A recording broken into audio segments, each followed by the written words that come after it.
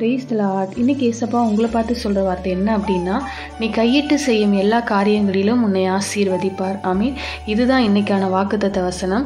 நீங்கள் கையிட்டு செய்கிற எல்லா காரியத்திலும் கர்த்தர் உங்களை ஆசீர்வதிப்பார். நீங்கள் என்ன செய்து கொண்டு இருந்தாலும் சரி, நீங்கள் வேலை செய்கிறவங்களா இருக்கலாம், பிஸ்னஸ் பண்ணுறவங்களா இருக்கலாம், படிக்கிறவங்களா இருக்கலாம், நீங்கள் என்ன கையிட்டு செய்கிறீங்களோ அந்த காரியத்துல எல்லாம் ஆண்டவர் உங்களை ஆசீர்வதிப்பாராம். ஆனால் அதுக்கு நீங்கள் ஒன்று பண்ணணும். இயேசுவின் நாமத்தினால செய்யணும்.